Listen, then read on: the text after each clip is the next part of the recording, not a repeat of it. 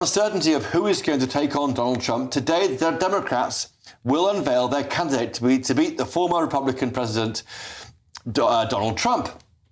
Kamala Harris at the Democratic National Convention in Chicago will be unveiled later tonight.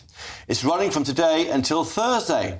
Now, this evening, President Biden will give an emotional address where he will urge delegates to get behind Kamala Harris. Later this week, we'll hear from former Presidents Barack Obama and Bill Clinton. I'm very pleased to be joined right now by the former Democratic presidential hopeful, Jason Palmer. Jason, thank you for joining us tonight on GB News. You were planning to stand. Great to see you. You were planning to stand against Joe Biden. Are you happy you've got Kamala Harris? Absolutely. Actually, when I look back to 2019, Kamala Harris was the first candidate that I donated to. And the main reason I entered the race was because I thought Biden should pass the torch to a younger generation of leaders. And that's exactly what he's done. And that's why there's this huge outpouring of energy from everyone in the Democratic Party, from independents. I saw more Republicans actually coming out today and endorsing Kamala as well. And do you think that she'll go down well? I mean, there are people who think that she won't do that well against Donald Trump in these key TV debates, which seem to set so much of the temperature now in the US. I think it's actually going to be tough, both the debates and the actual election. You know, polls keep coming out every day, and it has Kamala up by 2 or 3 percentage points. Sometimes Trump is up by 1 or 2 percentage points. It's a nail biter. It's a very close election. And I do think that that debate that's coming up in September is going to be a crucial deciding factor.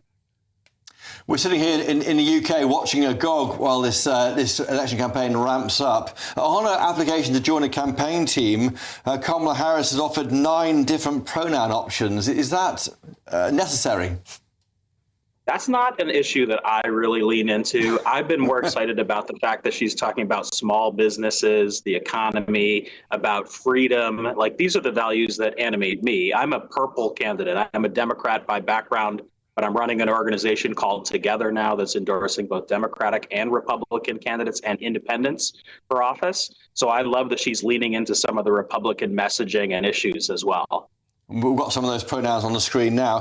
Tim Walz has been announced as Kamala Harris's running mate. Is he the right choice? He kind of helps to deal with those people who may want to go towards Trump again. Tim Walz wasn't someone that I knew very well when she announced him. I was more of a Josh Shapiro kind of guy for the small business, economic growth reasons I was just talking about. But now that I've gotten to know him, I've seen him speak. He's actually quite a compelling character. He's a little bit it's like having Coach on the team, and that gets people excited that care a lot about sports and care a lot about winning. Jason Palmer, did you worry, though, that we are seeing the honeymoon of the early days of Kamala Harris being selected by the party, and she hasn't really faced any kind of real battles? She's not doing many TV interviews, for example, as you know. She's being hidden away. Yeah. At some point, you've got to get her out there and face a bit of enemy fire. And will she wilt or will she survive? I do agree with you on that. I've been encouraging that she should be out there doing those interviews every single day, especially prior to the debate. I mean, this is why one of the reasons why Biden did so poorly in that debate is they were protecting him. They were not letting him be out there. They were not letting him work on his weaknesses. We need to make sure Kamala gets out there. And I do agree with you. This is something that she needs to do much more of in advance of the debate. And this is kind of a honeymoon period. That's why I do think this is going to be a close election all the way up to the finish line. Yeah. I'm focusing on getting out younger voters. I think younger voters are going to turn the tide in this election, and that's where my focus is. And Jason Palmer, just finally, I mean, tonight will be an emotional night. You've got Joe Biden speaking to delegates. He'll be saying why he stood aside on account of his age and some would say infirmity. I mean, will there be an emotional evening tonight in Chicago for you? I do think it will be. I mean, I voted for Joe Biden 4 years ago, but I was also one of the earliest people to stand up and say he should pass the torch. He's reached a certain age where he's done a great job, but he needs to move on. And, I do hope that the entire convention honors him. I do think he will get a standing ovation, but I do think we're also ready to turn the page and move on to the Tuesday programming.